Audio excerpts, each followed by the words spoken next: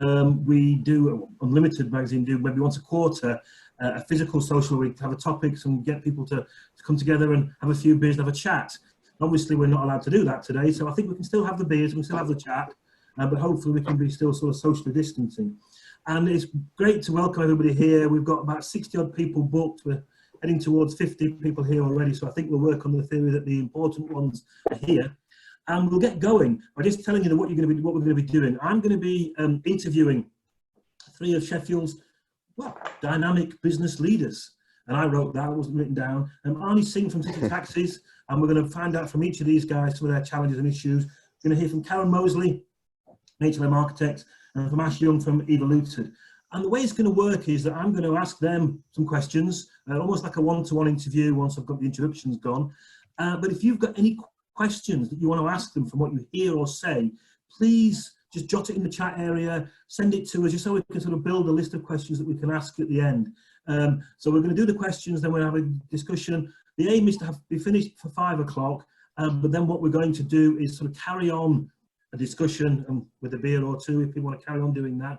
I'm sure some people might have gone for the beers already, that's perfectly allowed. And really what I want to do is just get people just reaction. We're going to record this, so please keep smiling. If you could put your camera on mute when we're doing the interviews, just so that everybody can actually hear what everybody else is going on. The thing I'd like to do just to start off with, we run a network in Sheffield called 3D Connect, and we do these events. And one of the things that we do, just to start off with, and obviously we can't go around the room today because there's lots of people here, but what I'd love you to do in the chat area is just put in a score of 0 to 10 about how you're seeing things, feeling things at the moment, and it could be business or personally. Please feel free to even put a couple of words description, but I always get a feel for where people are coming from. So 10 is everything's fantastic, 0 is absolutely disastrous, and where are you? Just getting a feel for where people are. We're just going to sort of collate all these and just maybe get an average score and see how we're going. But it looks pretty positive. There's lots of 8s and 9s, a couple of 10s. So it's quite interesting. So again, maybe the less positive ones aren't here today. They're busy doing other things. So I thought that was just quite interesting way of just sort of getting a feel for where people are coming from on this stuff. So what I'd like to do, if I could, first of all, is just speak to each of our panel members, and I'll go to Karen first of all. And Karen, if you could just sort of tell us who you are and what you do, just so we get a bit of background, a bit about you and the business. Yeah, hi, I'm Karen Mosley, Managing Director at HLM Architects. So we're architects, landscape architects, interior designers. We have our largest studio in Sheffield. We've got studios around the UK. We employ about 180 people, work across all sectors. So, you know, one of our recent buildings you'll have seen was AWRC. We're working in social sciences for the university at the moment, just building that. So across all sectors, I guess my focus, I'm not an architect, I've been with HLM since I was 17, so about 3 years now. I focus on like the people development side, so anything that's not design related really, and obviously keeping us on course to meet our objectives as a board as well. But yeah, interesting times, and this is great. Thanks for the invite. I've not been to one of the actual socials before, so I'm delighted to be at the first virtual one. Great stuff. And your score out of 10, Karen, how would you score it? I'm a 9, I think. I tend to, I think probably like everybody, in a split second, depending on who I'm talking to or what you're dealing with, I think I can swing. But yeah, I mean, the weather's been great. I'm sat here looking out the window, not particularly today, but I'm feeling, yeah, I'm good. I'm excited actually about the future, a lot of challenges, but really excited about what the future might hold. Excellent, that's great stuff. Thanks, Karen, thanks very much. Ash, if I could turn to you, please, to tell us a bit about who you are, a bit about your business, and again, your score out of 10.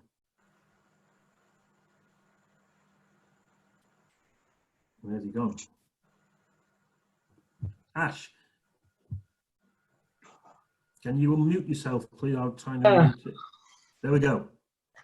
I had pressed spacebar, but obviously it didn't unmute me. So yeah, so I'm Ash. I'm the MD of Evoluted here in Sheffield. So we're a digital agency. So anything sort of web design related, digital marketing related, so sort of SEO, paid search, things like that. Got a team of 32, all based in Sheffield City Centre, when we're allowed to be in the office, that is, anyway. And yeah, we work with a wide range of clients. Similarly, we don't really have a focus on a particular sector, which is quite nice. I really enjoy getting involved with lots of different clients to understand how their businesses work, what they do, how they operate, and I find that really enjoyable. In terms of where I am, I think if you'd asked me earlier, I'd have said an 8. But this afternoon we've had 2 really big contracts land, so I'm probably a 10 right now. It's good to see some work actually coming back and people going ahead with new projects. Excellent stuff. Cheers, Ash. Thanks very much. And our third business leader, Arnie. Yeah, a lot of familiar faces on here today, but yeah, I'm Arnie Singh, MD of City Taxis. We're a private hire taxi company that predominantly works in South Yorkshire. So Sheffield, it represents 80% of our business, but then we've got operations in Chesterfield, Barnsley, and we've got a business in Derby too. So we employ 130 staff across the group, and we have over 2,000 drivers work on our circuit. And we obviously engage with the public on cash taxes, and also have a lot of account work with 2,500 businesses across the region. Great stuff. Cheers, Arnie. And your score out of 10? I was a bit surprised that everybody seemed quite positive when I saw those scores flying in. I said it was a 5.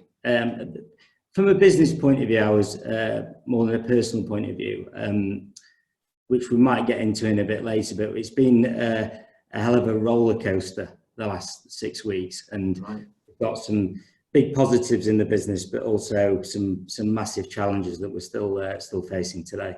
So yeah, okay. I was down the middle on that one. Okay, well, let's start off with, tell us a bit about some of those challenges, first of all, some of the biggest challenges you've come across in this last sort of couple of months. So we pretty much drove off a cliff when the announcement of lockdown was on the Monday. By the Wednesday, our revenues had dropped to 20%. So to give you a rough idea of that, we transact about £1 million a week. So we that's what the fares that the drivers would collect. So we just dropped down to 200,000. It was just it was pretty much disastrous. Amy's on the call, so she's sort of hand-held me through this process, but it was a big question mark of how to move on with that, and some very dark moments in that there was part of me felt that we just close the door and wait for it to blow over and then come back, because we're probably in a fortunate position where we got cash in the bank to sort of, I knew we can ride this through, whether it was a year or 18 months, but it was, can you sit in a position where you're hemorrhaging money, and how long do you do it? And with sort of no sign of feeling that it's going to come back soon. But we sort of rallied around and thought, you know what, we're not a business to sort of go down, without a fight. So we went the other way and said, right, what can we do? Who can we engage with? Then the first thing I did was we wrote a sort of a COVID response document, sat and literally scoped what our business could do for not only the local community, but engaged in sort of a national play on linking up taxi companies for transport requirements that, we've had our eyes on, the parcel deliveries, to whoever, the most vulnerable for the government. And we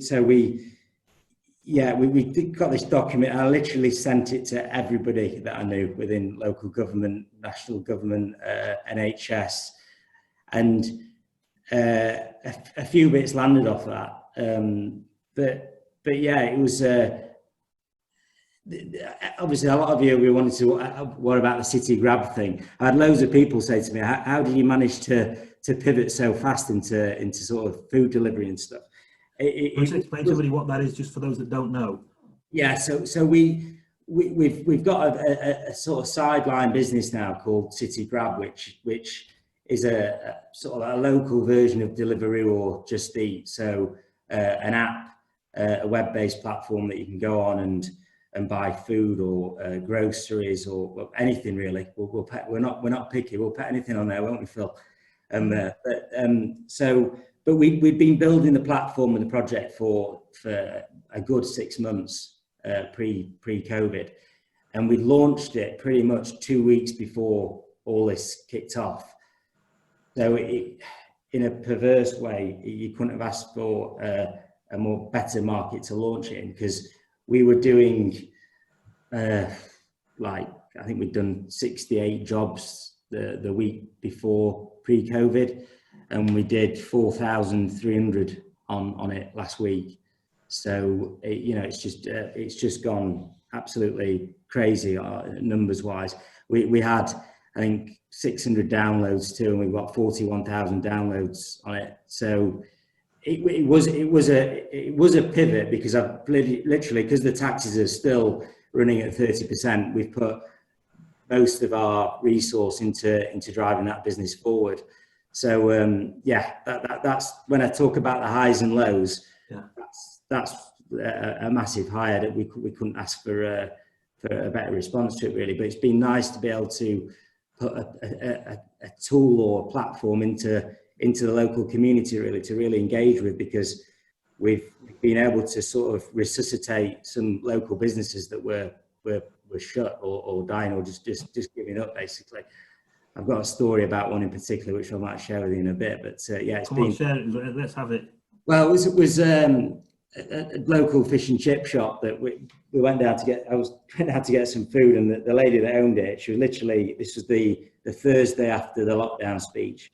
She was pretty much in tears, but she was crying that she was going to have to shut, and she couldn't afford to live. Basically, she just didn't know where to go with it. And I said, well, look, we've got this product. Just give it a go. Just give it a go for 3 days. I'll give you the terminal. We'll do some marketing for you, and let's see where we go. And she took some convincing, and I think Phil had been in to see her 3 times too, and Amy had been in, and we finally got her to have a go. And you know, if you spoke to her today, you'd think we saved her life, because I think she's actually turning over more money than she did normally, with a mixture of sort of click and collect and booking via the app. So that's one of many stories that we've got around who we've been able to keep going with it. And from a business point of view, we've managed to balance the books, because we're doing a lot of work with the NHS on some very unique work around transporting COVID patients. That was another pivot, and I'll keep it short, but we got approached by the NHS saying, could you help transport COVID positive patients? And at first it was like, how on earth would we do that? Then we talk about being agile and thinking about things. We came up with the concept that we have 300 Hackney carriages work on the fleet, which are actually got the fixed bulkhead in the vehicle. So we actually thought that's one of very few vehicles on the road that actually has it. Another one is obviously an ambulance, but the ambulance services are actually short on those type of vehicles because of the demand's gone up. So we pitched back and said we could use the Hackney carriages, we could train our drivers in infection control, a certain smaller cohort, source the PPE, and we can do a deep chemical clean of the vehicle after every shift.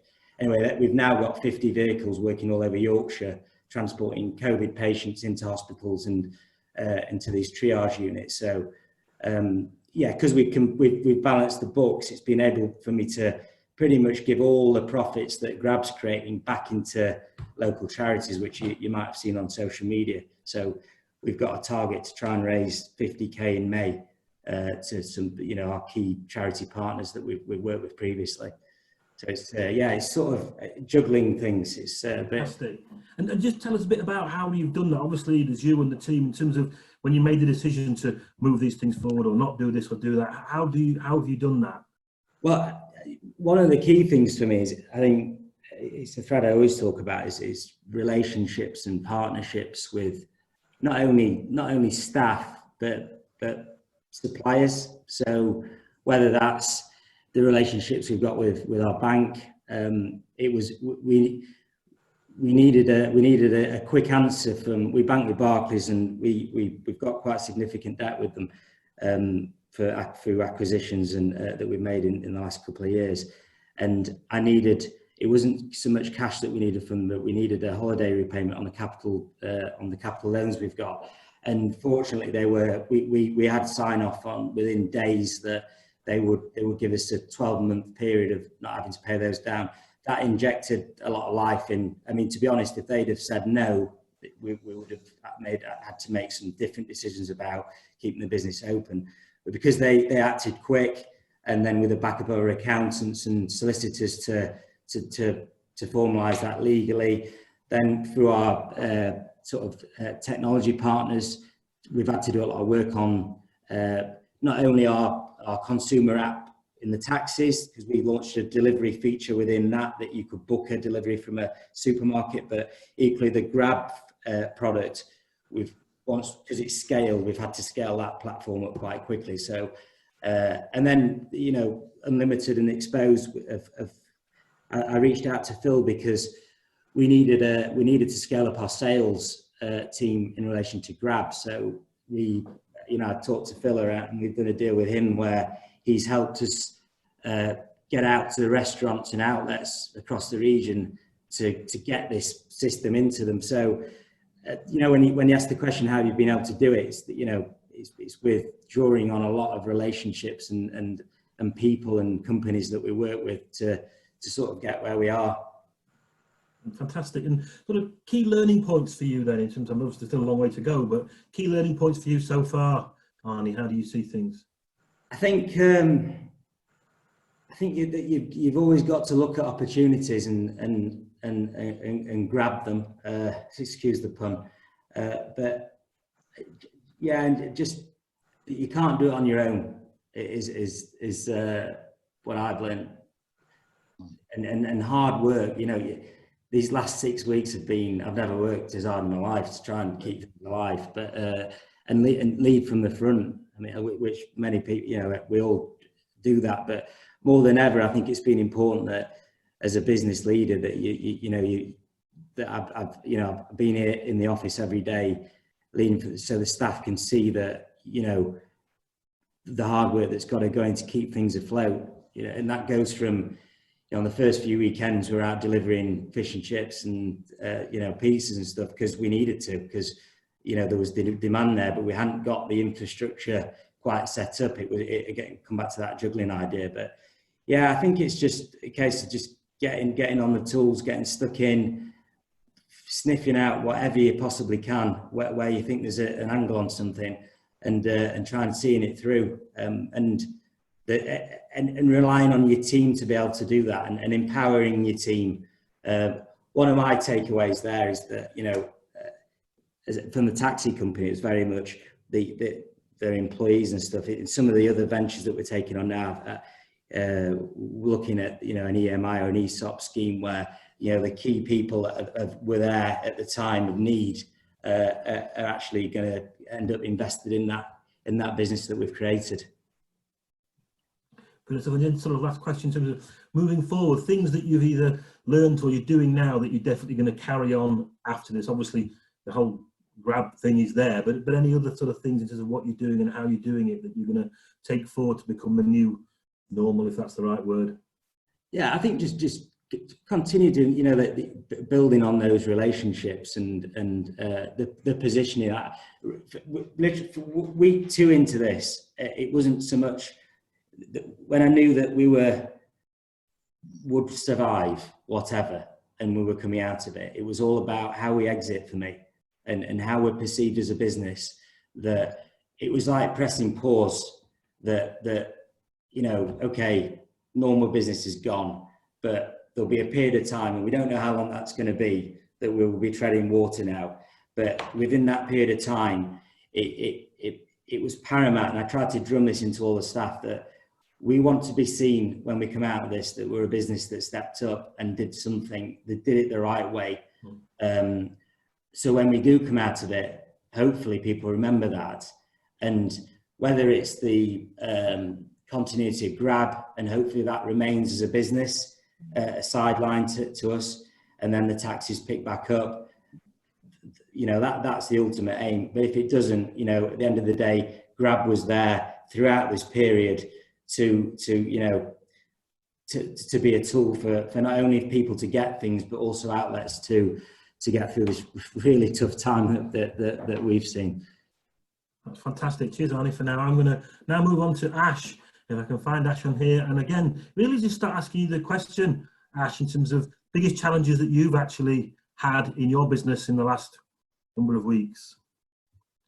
Okay, yeah, I mean, from our side of things, I think we're very different from City in that we've been largely unaffected, thankfully. There was a period when they announced lockdown that we went through sort of every day probably losing or pausing 2 or 3 clients. There was a period at the start when we were very worried about how it would sort of play out, but we've only sort of probably lost about 20% of our income. And that's primarily from our clients who have paused activity because their business is getting no revenue. You know, they're running fitness classes or food deliveries or whatever they were doing, they are no longer able to do. And our sort of biggest challenge came from reacting quick enough for those clients. So in those early days, we had a lot of clients on the phones that wanted to pivot online and actually move their business that might have been largely offline online. And how can they do that in a really quick and also really cost-effective way? How can they get sort of a minimum viable product up online?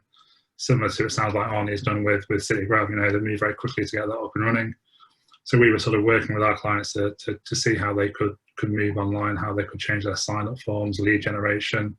So we've had, for example, we've got clients that run nationwide fitness classes, and they pivoted to run online fitness classes. And that's worked really, really well for them, moved all their marketing to talk about that and scaled it down so it's hitting the appropriate people. So from our side of things, it was mainly around sort of moving really, really quickly, whilst at the same time trying to move our infrastructure out of a physical office and move everyone working remotely. I mean, I spent several days driving around Sheffield with iMacs in my car to try and get everybody set up at home with all their equipment they need. And how have people reacted to the remote working and working as a team? I think as an industry, we're probably a little bit used to it. We did 1 day a week working from home anyway, so a lot of our guys were used to, you know, working from home. One of the things that we've tried really hard on is the communication side of things. With everybody sitting at home, working at home, we've sort of upped our game in terms of communication. So one of the things I'm doing is I'm recording sort of regular videos for the team to talk about what's happening with the company, how business is affected, just making sure that they're aware that actually, you know, things are all right. We're not in a position that we're going to sort of struggle coming out of this. We've fared okay, thankfully, touch wood. And hopefully we'll be stronger coming out of the other side. We're just making sure with all the doom and gloom that people are hearing that they're aware of that and they can see that. We also took the decision quite early on that we didn't want to furlough anybody because we didn't need to for a start. We could have done to sort of protect some cash reserves, but we didn't want that sort of to put that sort of mental anguish on people who are being furloughed with nothing to do. We wanted to try and keep them busy, whether it's working extra work for clients or working on our own internal things. We want to keep everybody busy, even if they're not working sort of a full week and then they're not as productive. Great stuff. And are there any things that you're now doing that you think this is the way we're going to carry on doing these things when we do get back into whatever that might be? Yeah, I think I'm looking forward to having more face-to-face meetings. I had a face-to-face meeting this week. I quite enjoyed it, actually. It was quite nice to actually see someone face-to-face and not through Zoom. But I think when we come out of this, I think a lot of businesses have got used to working remotely. And from our side of things as an agency, we like face-to-face contact, but we don't need to go and see clients for every meeting. So I think a lot of our business will actually move to sort of video meetings or phone calls that don't need to be face-to-face. From that side of things, I think it's brilliant. I don't think that'll be everything, but I think that'll be a big part of it. From the sort of communication side of things, we've put a lot of changes in the business in terms of how we communicate with the team, such as the videos and various sort of daily updates that I think will stay. So one of the things that we're doing, I think quite a lot of businesses are doing, so we're doing a sort of a daily stand-up. So we have a big hangout every morning. where everyone sort of has a bit of a chat, and then we go around essentially the room, and everyone sort of does 5 minutes on what they did yesterday, what they're going to do today, and sort of any problems they've got or any issues that they're facing. And that's really useful, identifying where people are stuck or have got issues with equipment or don't know how to proceed in a certain situation. So I think we'll keep doing that, probably as a hangout in future, because it means that no matter where somebody is, they can join in. Yeah, great stuff. And anything that what's sort of the one thing that you're particularly proud of, if you like, in terms of where you are now compared to where we were 7 or 8 weeks ago? So I think where I'm really proud of where we are, I think we've tried really hard to sort of keep our team motivated, keep them happy, keep them really engaged with what's going on. I think that's really paying off now. From our side of things, we've probably not won any business in, apart from this week, for the whole 7-week period. So from a digital side of things, everything's pretty much shut down. Nobody was interested in doing any work. But we've been working really hard with our clients to talk to them about, well, actually, there are projects that you want to continue with, you want to move on with. How can you do that in a way that means you're benefiting from this downtime now? So for a lot of our clients, we've worked very flexibly in terms of payment holidays, delaying payments, deferring payments, and working with them. That means that they can get a result out of the end of it. And I think that's what I'm sort of most proud of, that a lot of our clients are going to sort of leave lockdown and launch new systems, new websites, new e-commerce sites, that unless we'd sort of been proactive and pushed them on, they would never have done, and they'll see a great benefit from their business when they come out of lockdown as a result. Great stuff. And the last question for you, Ash, for now, in terms of your key learning from all this, what's your key learning personally? So this is a difficult one. I think the main one here is probably to not be afraid to pivot. So I think there's a lot of people that would have been afraid to sort of pivot so heavily, say like onto City Route with Arnie or some of our clients in terms of online. You don't need to be afraid to make some of these leaps. Give it a try, even if you're giving it a try in a small way, and just see how things build up and grow. So I know that I'm going to be a lot keener when we come out of this to let our guys have a go at new projects or side projects and see actually where they might go. And we've already got a few that are sort of bubbling away with the guys that have got a bit of free time. Great stuff. I think that's one of the things we're seeing with quite a few of our clients, people being pleasantly surprised at people taking responsibility and actually making it work. And maybe that's a lesson for the future. Yeah, it's really good. Excellent. Cheers, Ash. Thanks so much indeed. We're now going to move on to Karen. And again, just if I could ask you a bit about the key challenges for you, Karen, in terms of how you've seen this in the last 2 or 3 months. Yeah, I guess we've, pivoting, I'm picking up on pivoting. I guess what's happened is we've kind of been propelled, I think, in our profession. The challenges we've faced have been obviously getting everybody working from home, but we'd already invested quite heavily in technology and an agile sort of working approach anyway, to a certain extent. So it probably didn't take a lot to get us into our home environments. What has been a challenge is getting our clients to kind of catch up with that way of thinking. So, the biggest thing is keeping them feeling that they can move, their projects can still move forward. We've had some clients that are sort of saying, are you still working? To others that are like, come on, this is a great time, let's get stuff off on the drawing board, let's look at planning and let's get things moving. And I think that's the big thing for us, to keep that energy with clients so they can stay ahead. Some of our clients are very forward thinking. Some have never sort of been in an environment like this with Teams or Zoom. So we've been trying to help them with our technology team, even helping them sort of set up in that environment. And what we've tried to do is create more sort of digital engagement tools for our clients. So creating kind of secure collaborative hubs within Teams, for instance, so we can mark up drawings, record meetings, make notes, and get design decisions sort of moving fairly quickly. And it's been a lot more inclusive actually, and better decision making. So that's been interesting, really, getting everybody doing that. We've also fast tracked a bit of our training. sort of help with that. I mean, Andy, we've been doing stuff with you, which has been great. And in January, we kind of invested in LinkedIn Learning. So I gave everybody a license for that and thought that's great. You know, we can use that through the year. But that's been incredible for us while we've been off.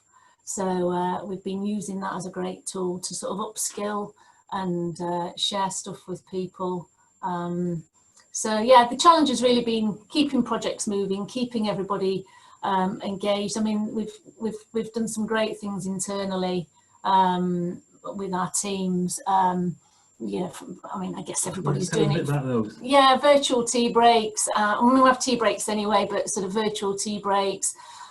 We've had quiz nights. We've got a great social committee that, I mean, some of the stuff that they can do now graphically, we've got people's faces merging and through the keyhole and all that sort of stuff. And we do a weekly wrap up as well. So, and what we've done is kind of cascade down all the communications. So studio directors are holding, excuse me, holding a session every Monday morning with the team. We have tea breaks throughout the week. We're doing a lot. We found actually that we seem to have unleashed even more creativity. Everybody's sort of sitting thinking, right, how can we propel ourselves forward? What can we take from this? And coming forward with some really great ideas. So we're doing a lot of sharing on Teams. There's a lot of channels we've got. We've got our own mental health first aider as well. So the HR team have been absolutely sterling. So lots of stuff around mindfulness about. Tell us a bit more about the mental health stuff, because we hear people talking about that, but what does that look like in the real world? Well, I mean, in terms of how people are feeling, you know, very up and down. So we need to be there to support that. And it's very hard, you know, we were saying earlier that, you know, you sit in the studio and you can see people who might be nipping to the toilet a bit, or, you know, be in tears or coming in not looking like they've got things on their mind. And that's hard to do that in a virtual world. So we ran a session this week about it's okay not to be okay sort of thing. And that actually opened up quite a lot of chat about it. And we found actually people reaching into each other a lot more connectivity. We thought we had plenty of it, but it's increased. I mean, I'm not saying this is sustainable. People can't wait to get that face-to-face interaction again, but we're putting in sort of various things. We've got we've got cash plans, and we've got a Wobot app that's like a bot that will monitor your moods, and you can talk to it and it will give you feedback, check in with you, how you're feeling. But then we've got people as well that do that. And in terms of that, what are the things that you're going to sort of keep, the things you're going to embed, things you've started to do now that you weren't doing before, that you're definitely going to keep going and moving forward? Well, I think, like I said, I think we've seen such radical change overnight. And someone got in touch with me recently because I did an article about, we introduced a 9-day fortnight. And it seemed like it was groundbreaking in our profession. You know, the naysayers like, you can't work 19 hours, that's going to work, it's long hours. And you know, we've always wanted to push the boundaries of flexibility. You can work at home, you can work, you know, remotely, you can work in a cafe, you can work part-time. And it's kind of, it's like, haha, you see, it's been this live experiment and it's now working. So that pivoting thing, we're not doing that. I feel we've been propelled. And what I want to make sure, I've just been on a session with like 70 HR, you know, peers from other practices saying, let's change the profession now going forward. Let's not go back. We're like elastic bands. Let's make sure that doesn't happen. We've got kind of, the boundaries have been broken down, and let's make the most of it. Brilliant. And last question for you before we go to the, I've got questions for all three of you. Key learning for you. I mean, obviously you've had some of that, but key learning for you personally. I don't need 43 jackets or 23 pairs of shoes or 13 handbags. I think key learning is, I think someone else has said, I said it, don't be afraid to try things, you know, don't feel like it, you know, this thing about resilience, so we'll bounce, you know, we'll bounce back. It's about bouncing forward to me. let go of those assumptions, you know, question everything. We don't need to travel 3 hours for a half-an-hour meeting anymore. We don't need to be at everything. We need to connect. We need to do more of the things that make a difference and less of the stuff that just creates noise, I think, and just reflect a bit more. And I think what I've seen is the kindness that's been coming out. Let's not lose that. Let's not lose that empathy, that understanding. You know, when we used to have things like this and children would be in the way and you'd be like, oh, that's like really bad, you know, that's all gone now. Let's keep it like that, you know. Yeah, fantastic, brilliant. Well, I've got a question here from Alex Swallow, and this is for to any of you, but if you can sort of carry on with it, Karen, if that's okay. But it's basically saying, as you have pivoted in business in so many ways, do you think you've made you and your business more agile long term and able to respond to new opportunities and threats? In other words, do you think you can carry this on in the future in terms of pivoting and spotting opportunities? Did you say that was to me? Sorry. Yeah, please, Karen. Yeah. Yeah, definitely. I think the way that we're using technology, you know, I think to connect more rather than, you know, we don't want to lose what we have in terms of social interaction, but to connect more, I think we can be far more effective. I think for people, planner, everything, you know, well-being, reducing down travelling times, you know, spending more time with our families. I think the world of work will change. We're starting to talk now about going back to the studio. We don't need to yet, so we're not going to until we've got it right. And I think going back into a studio, the purpose of a studio will be different going forward. It will be a place for collaboration and stuff, not necessarily sitting behind the desk. So I think we can take lots of things, what we're doing going forward. Thanks for that. Ash, if I could ask you, same question. Do you think you're now more sort of equipped as a business to sort of spot opportunities and to pivot? Yeah, I certainly think we are. I think similarly, like, so I think we're likely to end up having a lot more remote working. A lot of our guys have said, actually, I'm quite happy never going back to the office. I'm happy working remotely. I think things like that are definitely going to sort of change for us moving forward. But the big thing I'm excited about is working with the team to identify new areas and new projects, new products that we can build and develop. And I think actually there's a lot of them that are thinking about how we can sort of change how we work, how we can develop better solutions, and I'm really excited about that. Okay, that's great. And I think it might be Mo, who maybe is not actually seeing this as thrilling as everybody else is on this one, but I'll see if I can do to mute that one. But also, Arnie, tell us your thoughts and views on that one, if that's okay.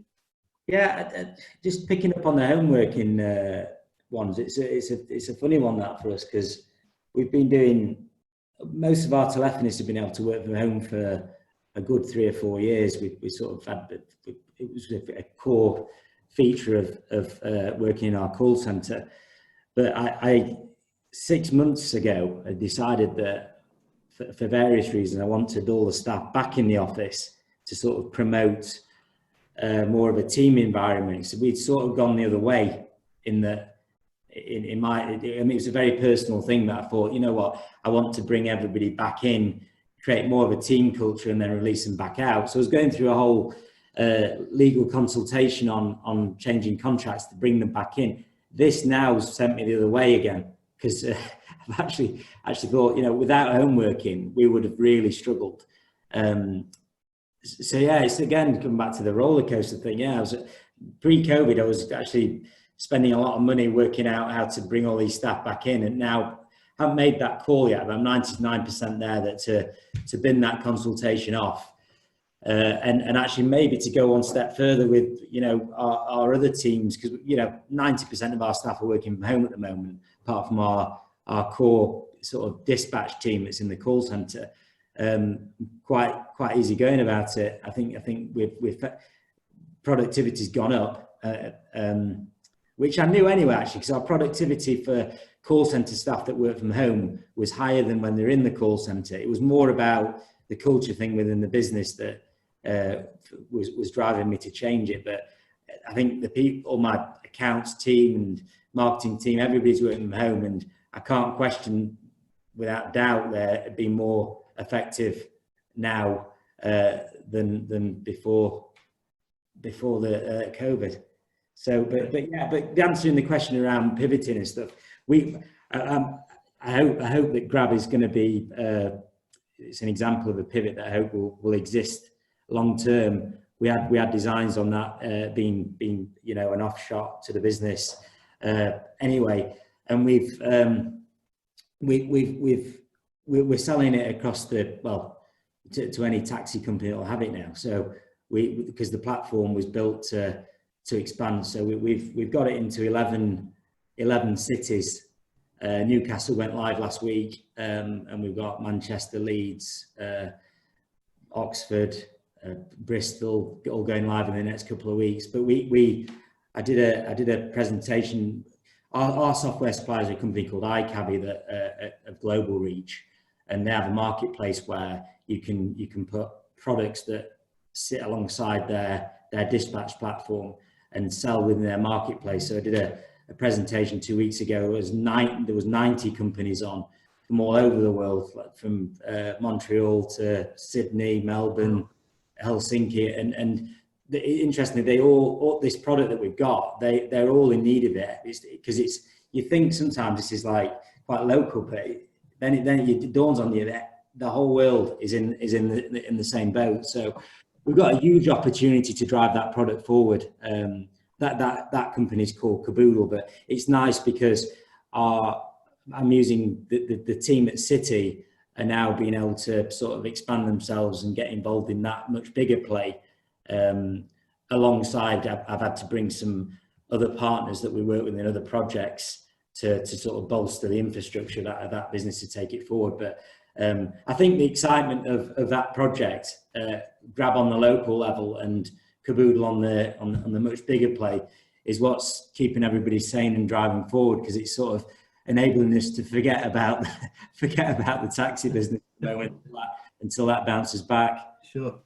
And then talking about that, I mean, there's a question from Phil, which is going to go to everybody, but I'll start with you, Arnie, in terms of, you know, at the moment, we've got government grants, loans, payment holidays, furlough funds, all those things are going to change. Taxes are probably likely to go up, but how do you sort of see it when we do get back to whenever that's going to be? What you're going to be doing, things like social distancing is going to affect you as a business, isn't it? What are the key things you're going to be looking out for, having to deal with when we get back to this? Yeah, well, that's a big question. So from the social distancing point of view, there's a few angles what we've got to sort out. From an office point of view, I think we're fortunate. We've got quite a big office. As I said, we've got the ability for most people to work from home. So I think I've got my head around what we need to do in the office to make that work. We have a lot of drivers come to the office for various reasons. We use technology now to distance ourselves from them pre-COVID. So they have their own driver portal where they can deal with their accounts, they can register queries. So we've managed to push all that from face to face online too. And I think we've got some plans to push that even further. So, you know, an absolute emergency, do you come to the office? Because we're not sort of open for business. That might go down to very strategic reasons around, so the devices that the vehicles our drivers use, they're ours that we sort of rent to the drivers. There's a thought process at the moment where I might just give the device to the driver and say it's yours, and then moving forward, yeah, don't advertise that bit. I'm conscious of that sense.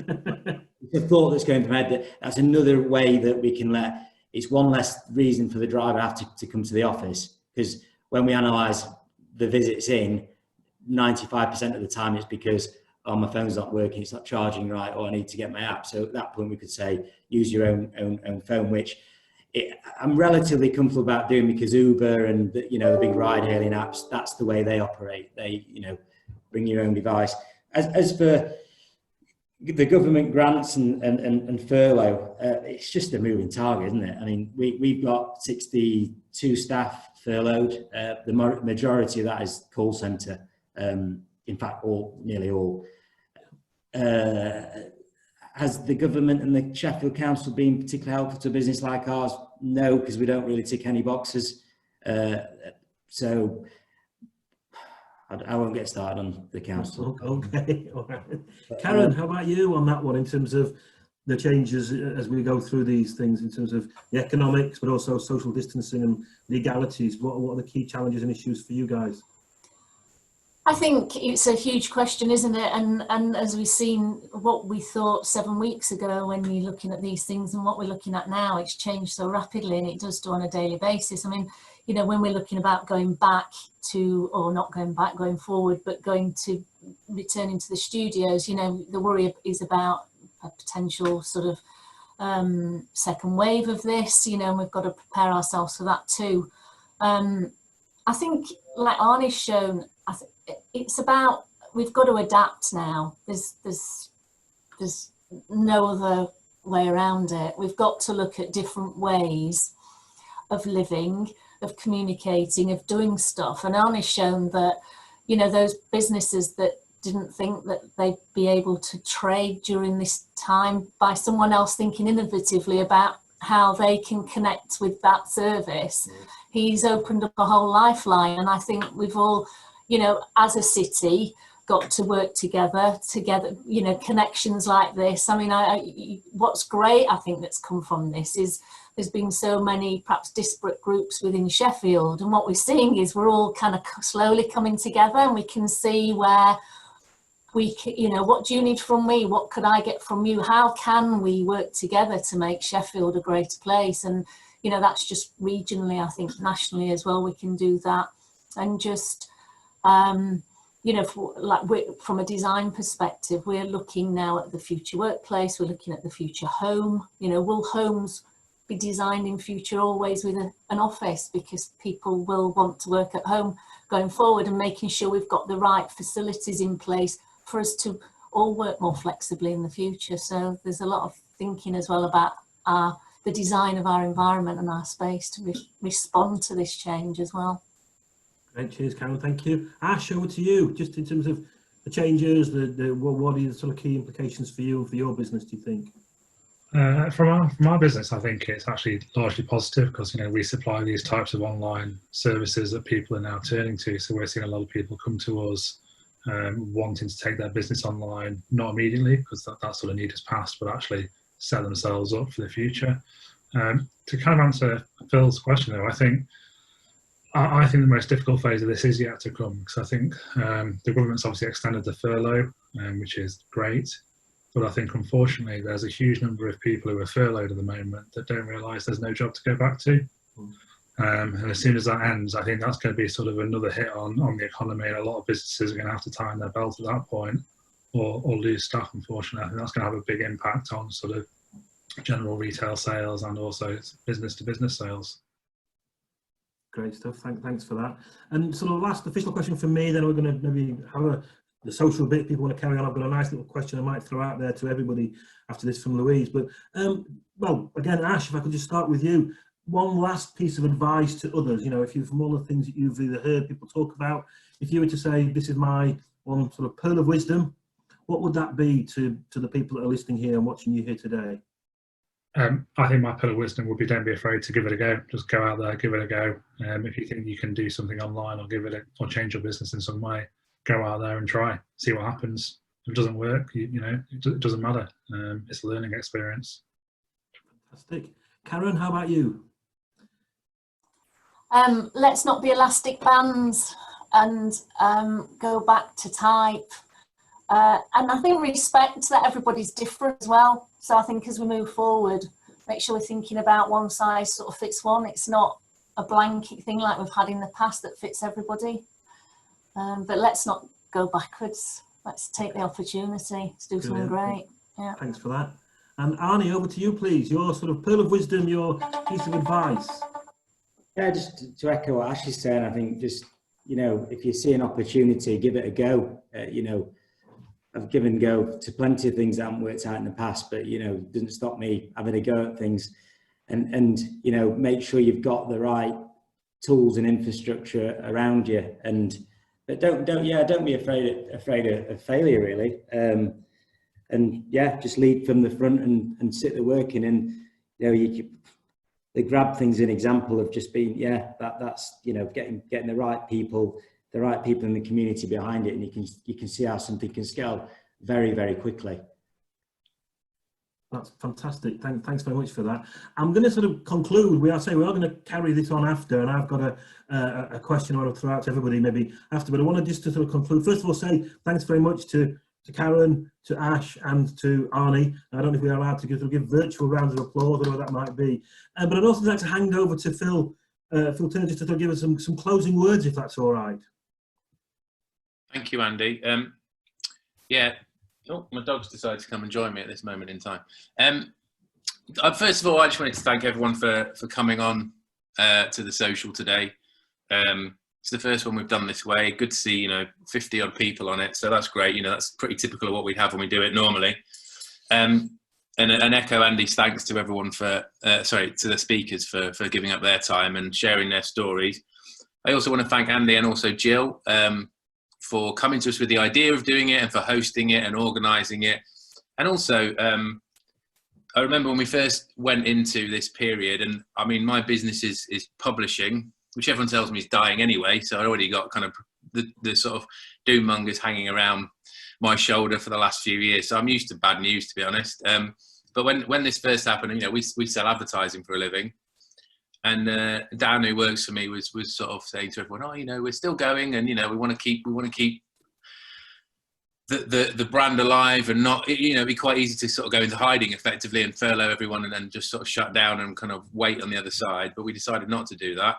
And you know, Andy came back and went, "Yeah, we'll support you. We'll spend some money. We'll advertise." And you know, it means a lot, genuinely, because it's a lot easier in that situation in a small business to go, you know.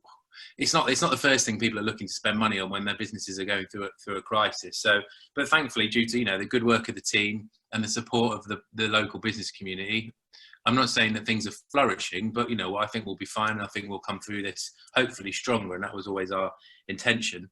So, you know, thanks to everyone who's still reading the magazine, still engaging with the content. For those of you who haven't been on the website recently or read the latest issue, it's available online. I encourage you to read it. I think the guys have done a really good job staying relevant at this time. I think it's really an opportunity for us, actually, because people are probably more keen than ever to hear from other members of the community, because, you know, we are really genuinely all in the same boat, aren't we? And you might be in a completely different business sector. And as Arnie was saying, you know, he's got firms on the other side of the world who are going through exactly the same things. And I think it's a really important thing to do, is to share advice, stories, the good and the bad. So yeah, jump on the website and have a read of it. And Ash is on the cover, by the way, so you can get to hear a bit more about him. We also launched last month, which we're extending this month, a pay what you can, effectively. So there's a limited amount of advertising space in there, and the offer is genuinely open. You know, what can you afford to pay, and we'll accept it. Same reason, really. You know, we need to keep the coffers ticking over, but also we appreciate that there are a lot of businesses that you know, are extremely tight at the moment, but still want to get their messages out there. So let's try and help them out. So yeah, that's it really. So thank you again to Andy for hosting, and for you all for coming on board, and again to the panel for giving up their time. And I think it was genuinely really fascinating to hear from them. Great stuff. Cheers, Phil. Thanks very much indeed. Last question I'd like to throw out to everybody, and you can maybe just put some answers in the chat. Should we do this again? And if we should, sort of how often, what's the sort of frequency of doing this, you know, and any particular people you want to hear from, see if we can sort of build on that. So again, any answers in the group chat, please let us know that. But what I'd also like to try and do is just sort of open this up to the room, if you like. Anybody got any comments or thoughts and views? Louise Walker actually sort of put a comment here, question for me. What can we all do to build confidence and trust to get the economy moving? How can we actually sort of help each other do this? And what I'd just love to do, if anybody has got a comment or a question, if they can sort of either put their hand up so I can see you, and if you are going to tell us your idea, please tell us who you are, where you're from, and just sort of so that we can sort of share thoughts and views. So if anybody has got any examples, any advice, any thoughts and views as to how we can build on the economy, build the trust between ourselves, please let us know. I'd also suggest, say, if you do want to get a pint, get a drink, get a glass of wine, get a soft drink, whatever it might be, please feel free. And anybody got any comments, questions, thoughts or views? Dan Bale. Hello. a video production company called Open House Pictures, and what we've kind of struggled with through the lockdown is whether or not people can market themselves, and we seem to find that there's a lot of people out there that are quite hesitant and nervous about promoting themselves. We've actually launched our own video release scheme where we're sort of discounting all our video editing rates to businesses. And I was just wondering what open the floor a little bit and ask people how they found marketing in lockdown, and also Ash, if you've had any like struggle with clients not wanting marketing, or sort of how you kind of found that kind of side of your business. Ash, do you want to sort of start off? Anybody else has got any comments? Again, just sort of put your hand up and I'll look out for you. But so Ash, if you could tell us first, please. Yeah, I mean, I've not heard from any of our clients that they don't want to advertise during lockdown because it's kind of got a negative view. I mean, personally, I think every business needs to earn income, needs to market, needs to keep promoting themselves. So we've been doing everything that you've alluded to that we can to promote the business, promote its business as usual, and keep that confidence side of things going, so people can see there's still work happening. So I didn't see any sort of issues with that, and I'd encourage more businesses to do that, because that's the only way that everything starts ticking over and people start, buying from each other again. Yeah, if you notice like a drop at all in people wanting that, because like I say, yeah, because obviously we do video production, and obviously we can't film, so all our videos turn to video editing. So like your LinkedIn videos and your delivery services, we're trying to get people to film videos, send them more than we edit them, almost for like marketing videos. And obviously it's quite a trying time right now, and I think a lot of people are putting marketing on a bit of a back burner. I was wondering what you kind of think about, like, have you had a lot of people being more focused on like designing the website and that kind of side of things, or have you had, does that remain the same? I think there's a lot of people just trying to conserve cash. So there's a lot of people that weren't doing marketing activities or certain channels before. They're not going to start doing that now because they want to conserve their cash if they're not sure it's going to generate a return. Now's the time that people are putting their money into the channels that are going to deliver an immediate return. And if something's a long-term play, then it's probably not something that many businesses will be investing in now, unless they've got the sort of the cash reserves to support it. Great stuff. Helen Williams, did I see you put your hand up? Yes, thank you. I've just been working with a lot of individuals and business owners as well, off the back of what Dan was asking about the marketing and how to position themselves. In terms of utilising what platforms are available for you, Dan, obviously, if you're obviously saying to people, I can edit like any of your home recorded stuff, then that's great. But it's not a case of like with what I've been sharing, and my business partner as well, is it's not a case of getting immediate transaction right now, but obviously putting yourself out there for the communication, being communicative, being the one that's positioned as an expert in your field, so that when people are feeling a lot more comfortable again at transacting their cash with you, they're going to be the person you're going to be, Dan, the person that they come to and knock on the door of, because you've been showing up every day, you've been helping them, you've been giving, like, even if it's just nuggets of advice on a daily basis, showing them behind the scenes, like documentary basically from how you operate and how you work. Don't be afraid to go back, to come forward either, to actually then show what you're about and how you're established, and grow that long-term trust with people. That's what people are buying into. So don't be afraid to kind of delve in a little bit more about you and your business, so that people can actually engage in that, because people are taking a lot of advice and tips at this time to see how they can operate from a home office. That's not saying that they want to continue doing that going forward, because they don't. They want the professional aspect that you can give. They want to go out on site. They want to go and have you filming them from a professional aspect. Like, I've got a professional videographer that works with us in the business. I've not been with him since the beginning of March, but that's not stopping us communicating and making sure that we're making use of all the platforms that are available to us. Some of the clients that we've had, they're not transacting, they've not been used to transacting their time and energy online. I've had one client in the last week quote for £750,000 worth of business just on the fact that he's online now. He wasn't used to doing that. And it's just about, you know, what the other guys have been saying about don't be afraid of that change and putting yourself out there in a different way, but just don't expect a direct sale off the back of it. Great stuff. Cheers, Helen. Thank you. Anybody else? Any sort of thoughts, views, comments? Richard Fiddler. Hi Andy, hi everyone. Yeah, I run HR Media, so we're the people behind the editorial for Unlimited, and absolutely sort of delighted at the reaction we've got over the 3 issues that we've put together since the lockdown. The other thing that we do is PR and comms, and we were talking this morning about the exit from COVID-19, and for our part, we think that we're more valuable now than we kind of ever have been, because we've seen the mess that the government's got into recently with the communication over the sort of the latest advice. And it's been the same for businesses. It's very, very important for businesses to actually get that message right. I'm not saying that from a purely sales pitch. Obviously, that's part of my role and responsibility. But please do speak to an expert, whether it's us, whether it's another communications company, to just get the right kind of tone with your messaging. Not just for customers, but primarily as well for staff, because there's a lot of people out there that are worried, that are concerned about coming back into work, how it will affect them. I think somebody commented earlier about, I think it was Ash, about the jobs that won't be there at the end of this. And I think it's very important that we do communicate regularly. This kind of forum, the forums that Andy's been putting together as well, are absolutely vital.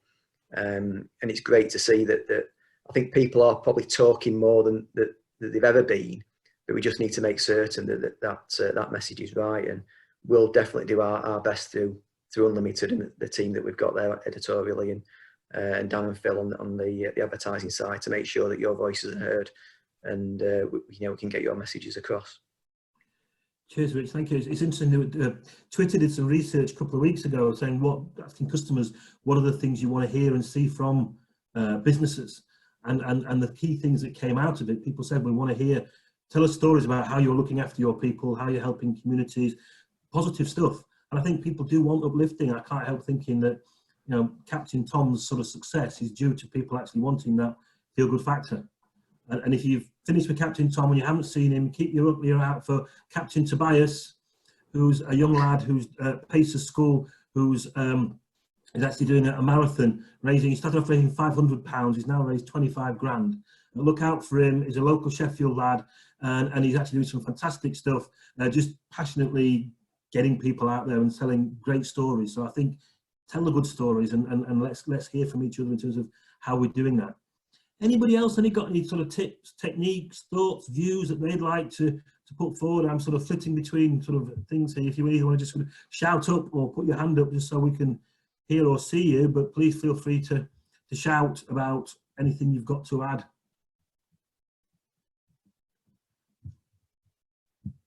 I think we're coming to Jonathan Frost. Hi all. Yeah, I'd just like to say I've just been absolutely amazed by the generosity of my computer clients and local businesses and Rotary Club.